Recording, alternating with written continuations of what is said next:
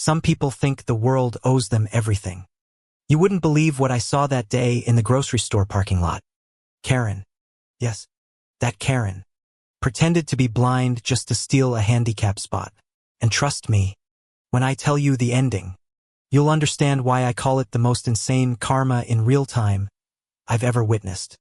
It was one of those heavy afternoons. The air was thick, humid, with cicadas buzzing in the trees, and I just wanted to grab a few things from the store before heading home. I parked 2 rows down because, well, the handicap spots near the entrance were always reserved. My late uncle used to need them, so I had this deep respect for keeping them free. I was heading inside when I noticed her. Karen's SUV came screeching into the lot like a scene out of a bad sitcom. She swung into a handicap spot so fast that her tires squealed against the asphalt. My head turned instantly. Now, at first, I thought, maybe she's dropping someone off. Maybe there's a passenger. But no, there she was, stepping out of the driver's side with oversized sunglasses, holding a white cane, tapping it against the ground like some kind of amateur actress on stage. I froze. Was she serious?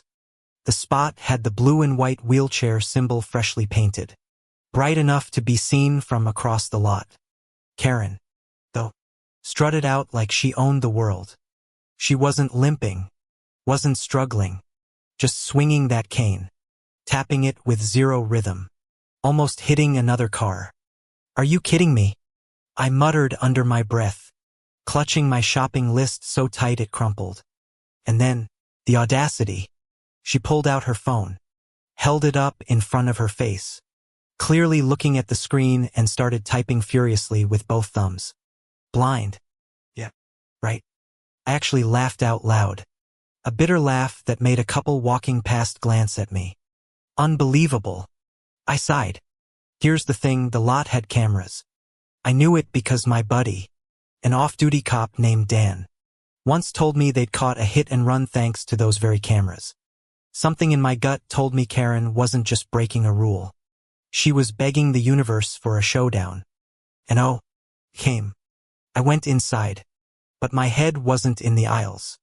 I kept replaying her fake little tap-tap-tap routine. Every time I passed a shelf, I muttered, "She thinks she's clever, pretending to be blind." I could practically hear my late uncle's voice saying, "Don't let people disrespect that spot. That space is sacred." When I got back outside with my bag of groceries, Karen was already loading hers into the SUV. Except this time, she wasn't even pretending. She tossed a heavy case of soda into the trunk with both hands. Strong grip. No hesitation. Not blind at all. And right then, fate stepped in. A police cruiser pulled up slowly, tires crunching over gravel at the edge of the lot. The window rolled down and I nearly grinned. It was Officer Miller, a guy known for being both calm and sharp-eyed. Karen froze for half a second. Then, like she had rehearsed it, grabbed the cane again, started tapping it clumsily, and tilted her head up like she couldn't see. "Oh my God," I whispered, my heart racing. "She's doubling down." Miller parked, got out and walked toward her. His boots made that solid thunk-thunk-thunk sound on the pavement, the kind that makes your chest tighten. "Ma'am," he called, his voice steady. "Can I ask you something?" Karen didn't even look startled. She smiled, and waved the cane around like she was in some bad TV drama. "Yes, officer," she said, her voice dripping fake sweetness. He looked at her car, then at her. "You parked in a handicap spot. Can I see your placard?" The moment cracked open like thunder. "Oh, Karen fumbled in her purse, pulling out receipts, tissues, everything but what he asked for. She started mumbling. I must have left it at home. I'm blind, you see, so it's hard for me to keep track of these things." Miller narrowed his eyes. "Blind?" "Yes," she declared, raising her voice as if volume would make it true. She even waved her free hand in front of her face dramatically. "I can't see a thing. I swear." It took everything in me not to laugh out loud. A couple of shoppers nearby stopped to watch, whispering behind their hands. And then Miller asked the question that sliced through her act like a knife. If you can't see, ma'am, how did you know I was an officer before I even told you? The silence was deafening. Karen's jaw dropped. A car door slammed in the distance. Someone let out a low whistle. I heard your boots. She stammered. But Miller shook his head slowly. I never told you I was an officer. You called me that the moment I got out of my car. Her face went pale. The crowd grew. A small circle of witnesses forming. Their murmurs growing louder. I could feel my pulse pounding in my ears. Adrenaline rushing as if I were part of the scene myself. And then came the twist that sealed it all. Another shopper, a middle-aged woman with a kind face, stepped forward and said, Officer. I recorded her when she pulled in. She walked perfectly fine. No cane. No struggle. And she was texting the whole time. She held up her phone, screen glowing with the damning video. Karen gasped, spinning toward her. You can't do that. That's illegal. But Miller stayed calm. Actually, it's not. And this is evidence. Karen's voice rose to a shriek, cracking with desperation. You don't understand. I needed the spot. I was late.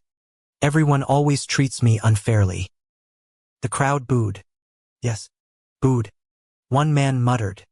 Try explaining that to someone who actually needs that space. Her cane slipped from her grip, clattering on the ground. The sound echoed, sharp and final, like the last note of a song. And that was it. The act was over.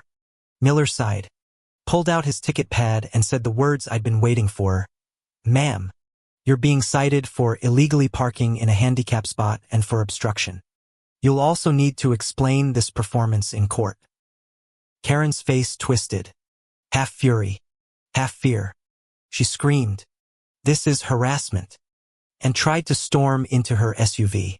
But Miller stepped forward, calm but firm, blocking her door. No, ma'am, you're not going anywhere until I'm done here. The crowd clapped, literally clapped. I even found myself joining in. The sound of palms smacking together like a drumbeat of justice. Karen's cheeks burned red as she realized. She wasn't the victim. Not today. She was the punchline. And here's the kicker. As Miller was finishing up the paperwork, another car pulled in. A minivan. The driver, a young woman, had a child in a wheelchair. She slowed, saw Karen's SUV blocking the space, and her face fell in disappointment. The timing was brutal. The universe had staged it perfectly. Miller waved her forward, made Karen move the SUV to a regular spot, and the child rolled smoothly down the ramp into the rightful handicap space. The boy's smile lit up the lot. Meanwhile, Karen had to park way in the back, walking past everyone. No cane, no sunglasses, no excuse left. The crowd watched her like hawks, some shaking their heads, others chuckling under their breath. Every step she took echoed with shame. I'll never forget that walk of defeat. Her heels clacked against the pavement, sharp and hollow, as if the lot itself was mocking her. She kept her head down, but the murmurs followed her all the way. Karma. Unbelievable. She got what she deserved. And me, I just stood there, groceries in hand, heart still pounding, whispering to myself, justice. Finally, justice. Because here's the truth. Karen thought she was clever. She thought she could outsmart everyone with a fake cane and a fake story. But when the universe and a sharp-eyed cop lined up against her, she didn't stand a chance. And that bitter ending, that's the kind of ending you don't forget. The kind that makes you believe in karma all over again. So the next time you see someone disrespect a handicap spot, remember this story. Remember the sound of that cane hitting the ground. Remember Karen's face when the officer asked her the one question she couldn't answer. Because some lies, They collapse under their own weight. And when they do, the crash is loud enough for everyone to hear. Thank you for listening. Don't forget to like, subscribe and follow for more unbelievable real-life drama stories like this one. I've seen some wild HOA drama in my life, but this takes the cake, shoves it in the freezer, and throws it at your head. The first time I heard the words Karen sisters and felony obstruction in the same sentence, I thought it was some bad joke. But it wasn't. Oh, it wasn't. It was my life unfolding in real time, with all the rage, disbelief, and adrenaline that comes when you watch someone dig their own grave with a golden shovel and a smug smile. You know that feeling when you hear a faint drip, drip, drip, and you know something's wrong? That was me 2 months ago, standing in the police evidence storage room, water pooling around my boots. My stomach dropped so hard I thought it would leave a dent in the floor. Stacks of cardboard boxes were slumping over, labels peeling, plastic evidence bags floating like dead jellyfish. And all of every single piece was from the ongoing lawsuit against the HOA, my lawsuit. Oh, you've got to be kidding me, I muttered, my voice shaking between fury and panic. This wasn't just a leak. This was a flood. Targeted flood. Later, the detective would tell me what they found: tampered locks on the storm drain valves behind the municipal building, CCTV footage mysteriously missing for that night, and 2 silhouettes in matching rain ponchos sprinting away. And those silhouettes? Well, the shape of the hair, the stride, even the damn handbags, they were unmistakable. Karen Cooper and her sister, Melanie. The self-proclaimed guardians of neighborhood standards. The terror duo of our HOA board. God, if arrogance were a currency, those two would be billionaires. Now, let me back up because you can't fully appreciate how twisted this is without knowing what led us here. The HOA and I had been at war for over a year. It started when I exposed their little beautification project. That wasn't beautifying anything except their personal bank accounts. I found forged invoices, so yes, actual forged invoices from fake landscaping companies that didn't even exist. Fraud, plain and simple. And guess whose signatures were on the payment approvals? Karen and Melanie. I took everything to the county prosecutor, thinking, finally, justice. And for a while it looked like I was right. Charges were being prepared. The police seized the HOA's financial records and stashed mine, that very evidence room that I'd later find drowning in dirty water. But the Karen sisters, they don't just play dirty. They play vicious. The weeks leading up to the flood, they'd been quieter than usual, too quiet. The kind of quiet that makes the hairs on the back of your neck stand up. I'd catch them staring at me from across the street, whispering behind their perfectly manicured hands, pausing their morning power walks whenever they passed my driveway. And Melanie started dropping little comments in HOA newsletters about members who don't respect confidentiality and people who weaponize false claims. Subtle digs, but I saw the claws beneath. Then came the night of the flood. It had rained earlier in the day, but nothing serious. The drains were fine when I left the municipal building at 4 p.m. But by midnight, the security guard, who happened to be an old friend of mine, called me. Panic in his voice. You need to get down here. Something's wrong with the evidence room. When I arrived, the smell hit me first: stale, earthy, moldy. Then the sight of those boxes collapsing, the ink bleeding on critical papers, the hard drives sitting in murky water. I wanted to scream. Actually, I think I did. They did this. They freaking did this. I shouted, pacing like a caged animal. The guard just looked at me wide-eyed. By morning, the detectives were there, pulling soggy folders out like they were fishing corpses from a river. One of them swore under his breath when he saw the state of the bank statements.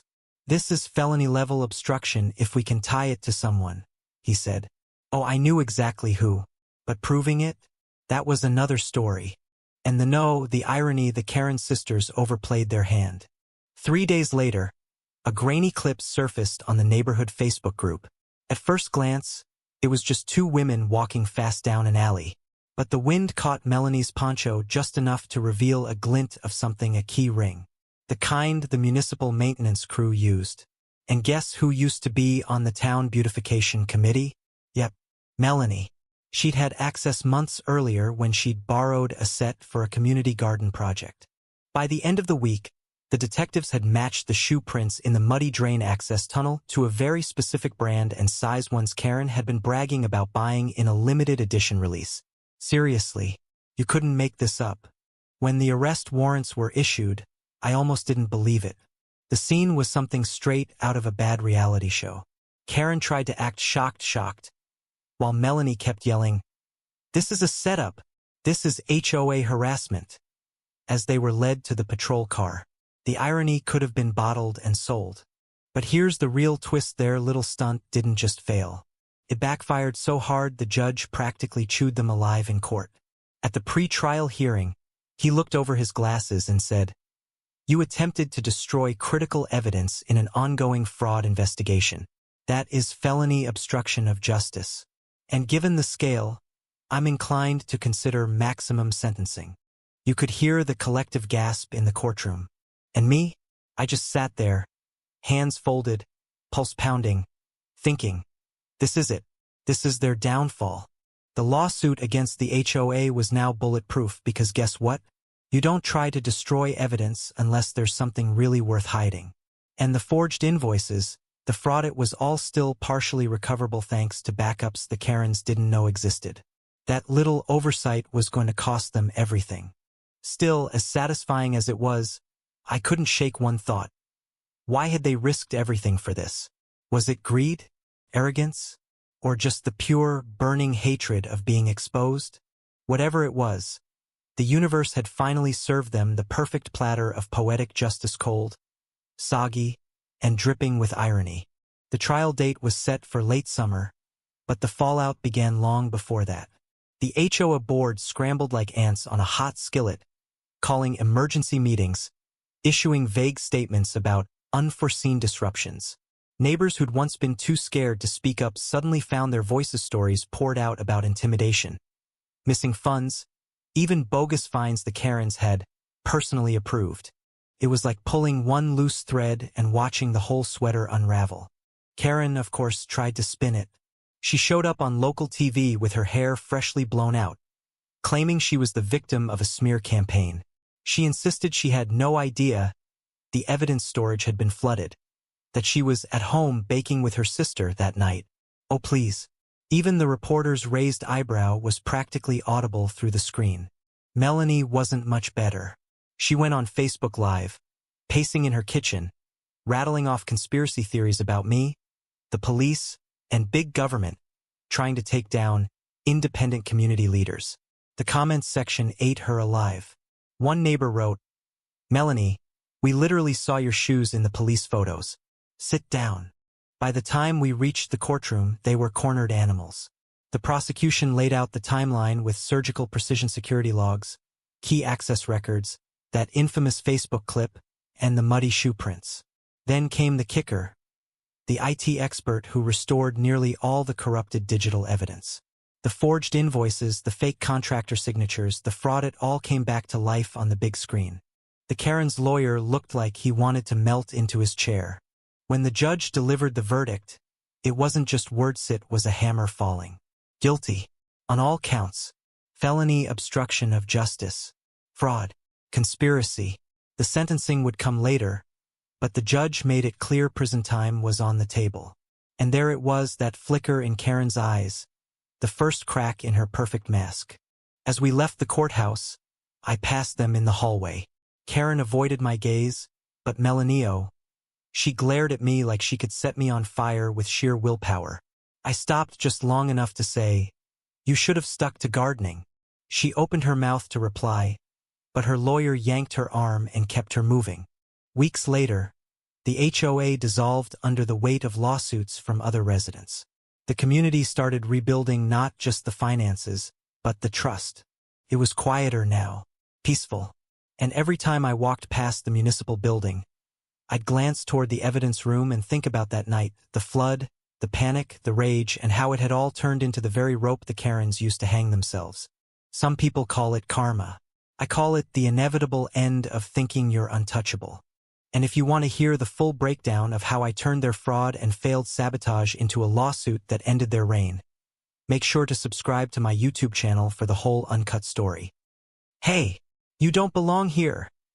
the older Karen's sister shrieked, practically frothing at the mouth, her pink robe flapping like a battle flag. "You're trespassing and I'm calling the HOA right now," the younger one added, waving her iPhone like it was a badge. But they had no idea the man they were shouting at was an off-duty EMT and the very reason their neighbor was still alive 10 minutes earlier. It was a blazing July morning in the Evergreen Hills gated community. Birds chirped, sprinklers hissed, but the Karen sisters Lydia and Maxine were already on high alert. Their porch chairs creaked as they leaned forward, eyes scanning the neighborhood like vultures waiting for a carcass. And then they spotted him. A tall black man in navy cargo pants and a gray athletic tee, unlocking the side gate to his friend Jorge's house next door. Lydia sucked in a gasp. "He's in the backyard. He jumped the gate. I swear." Maxine's eyes widened. What kind of person does that at 7 a.m.? He could be robbing the place. Lydia already had her phone out. "Not on our watch." But here's the twist: they were wrong. Dead wrong. Marcus Taylor, 34, licensed EMT, had just helped George Hode had a minor heart scare minutes earlier.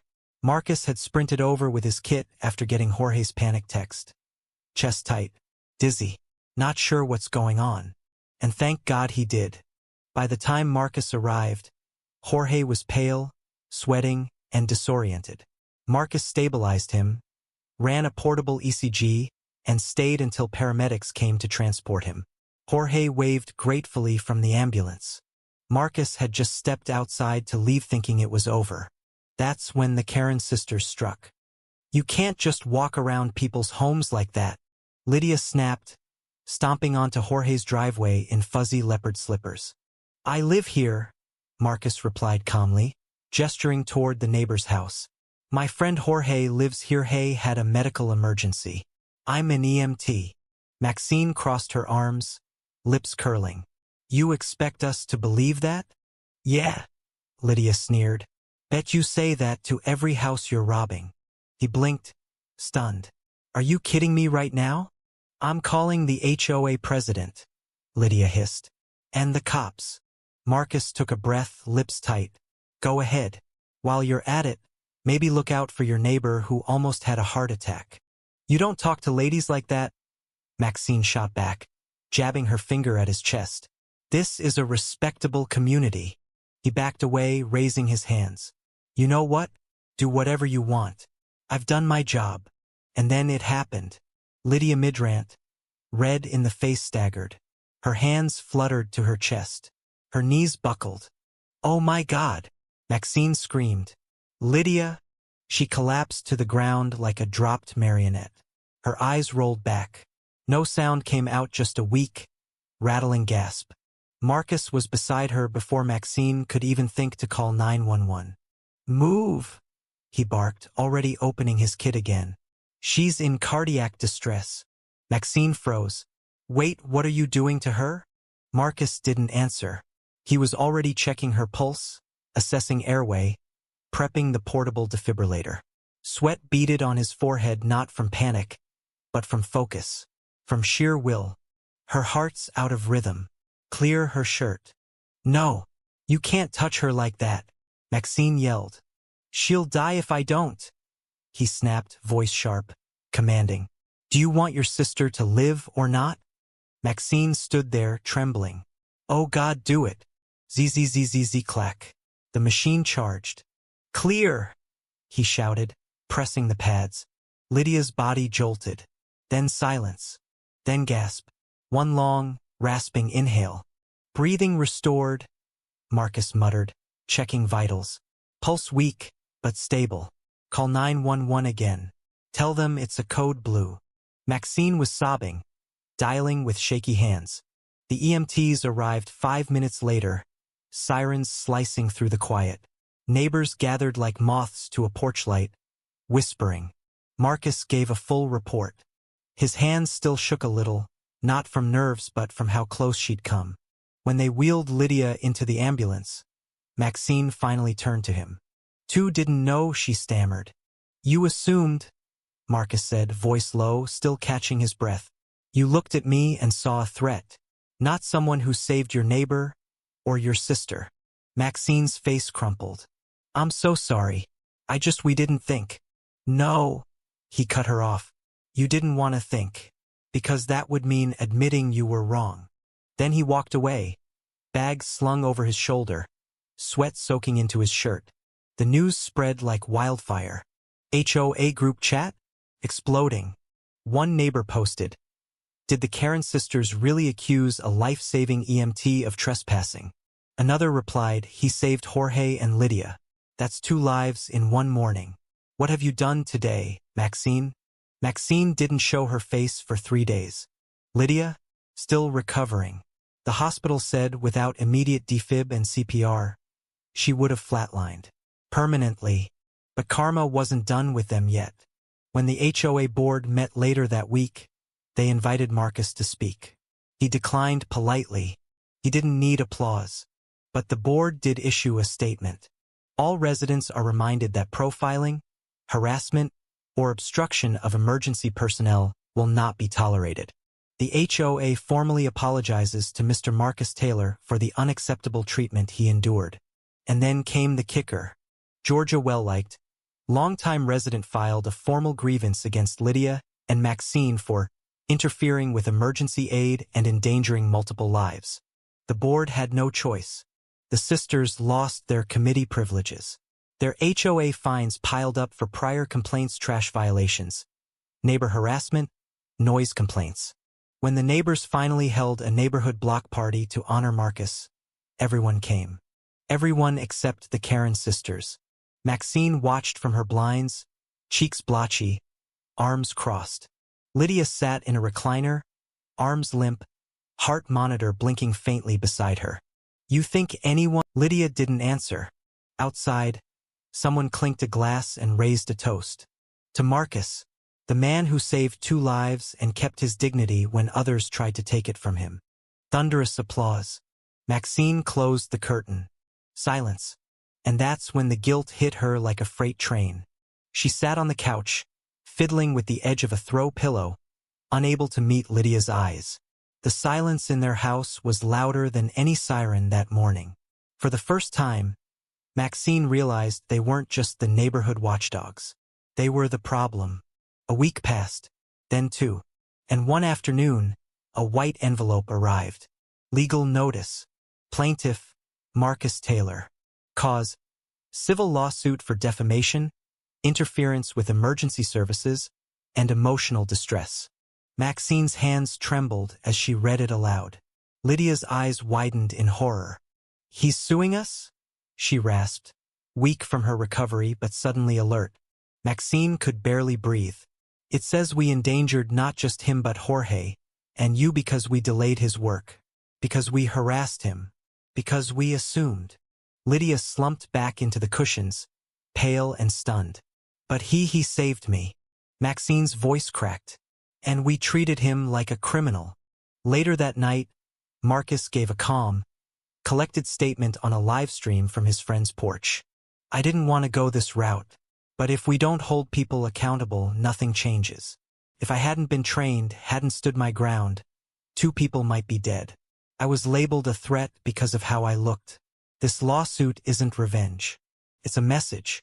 You don't get to scream at someone trying to save lives and walk away like it's nothing." Comments poured in.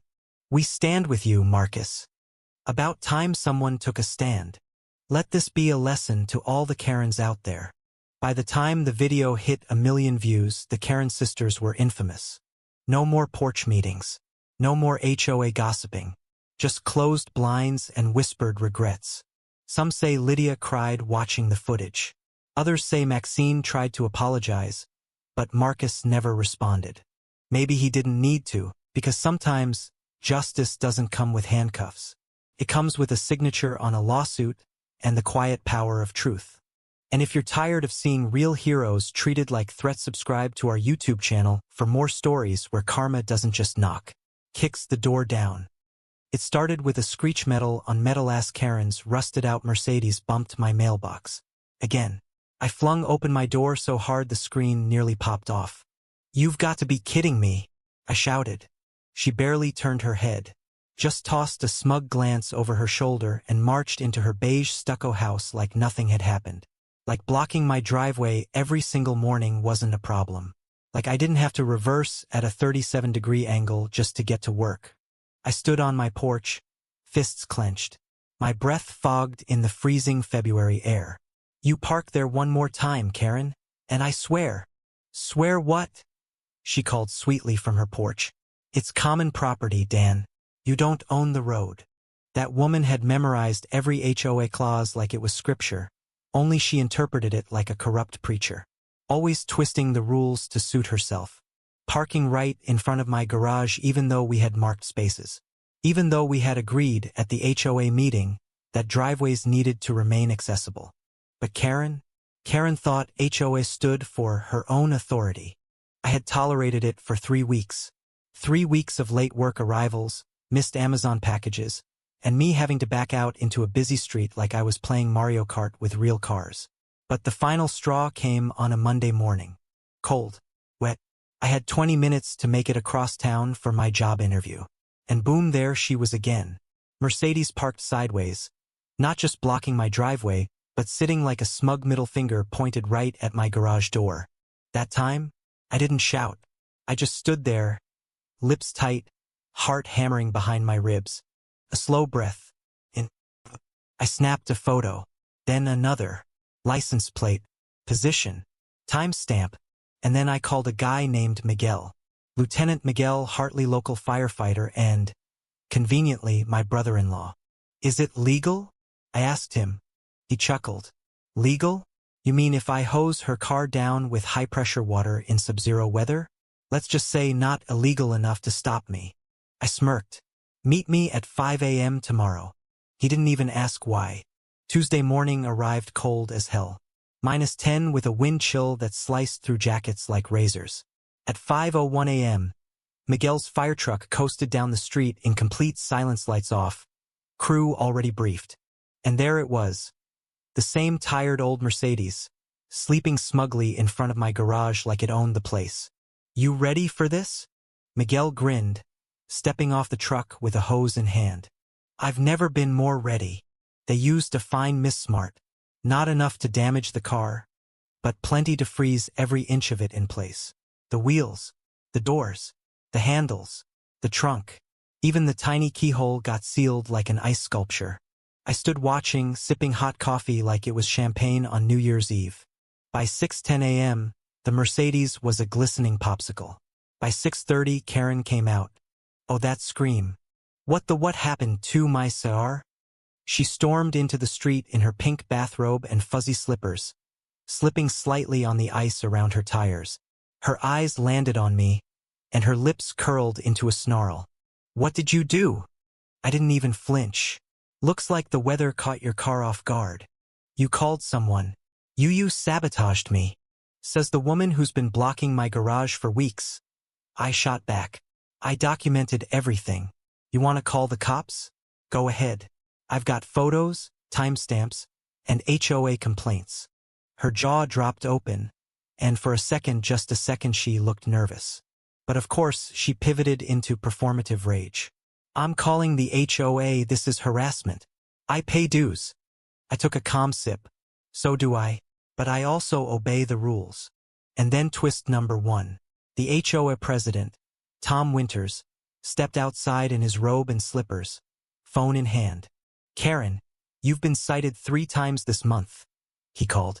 "Blocking garage access is a code violation. This ice sculpture of a car? It's karma." "Are you kidding me, Tom? You're siding with him?" Tom looked tired. "I'm siding with the bylaws. And frankly, you've brought this on yourself." She spun to me again. "This isn't over." "I hope not," I said with a smile.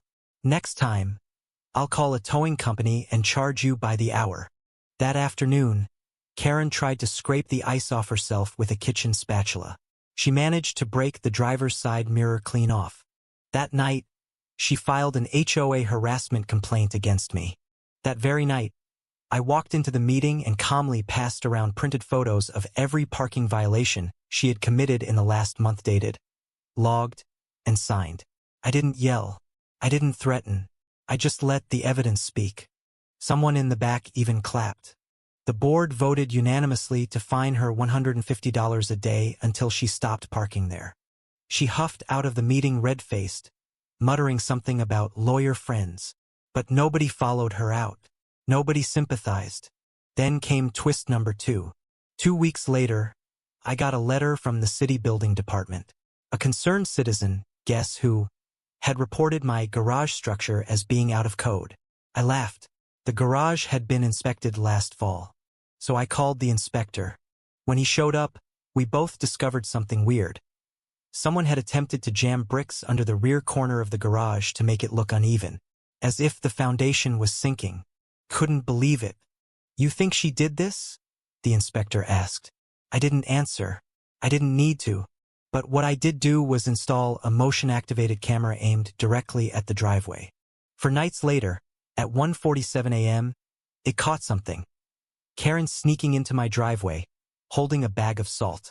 Salt. To melt the ice and fix the parking zone dispute. Only the salt also killed the decorative grass lining the driveway, which counted as landscaping damage under HOA rules. I submitted the footage. The HOA fined her again. Karen? She snapped. She came to my door the next morning, pounding like a SWAT raid. You've ruined me. You think this is funny? You think this is a game? I opened the door slowly. No. I think it's a long overdue lesson. Her eyes narrowed into icy little darts. You're going to regret this. I'll have your job. I'll sue. I'll make your life miserable. I leaned against the doorframe. You already tried that, Karen. You lost. And just like that, she turned and stormed off. 3 days later, a sheriff's cruiser showed up outside her house. First, I thought it was coincidence. Maybe noise complaints. But when 2 uniformed deputies knocked on my door holding a court envelope, my stomach sank. She's actually suing me? I asked, blinking. One of them nodded. You've been served. Civil complaint for harassment and property damage. Property damage? Salt-melted grass? That woman had finally lost every last marble in her HOA-branded tote bag.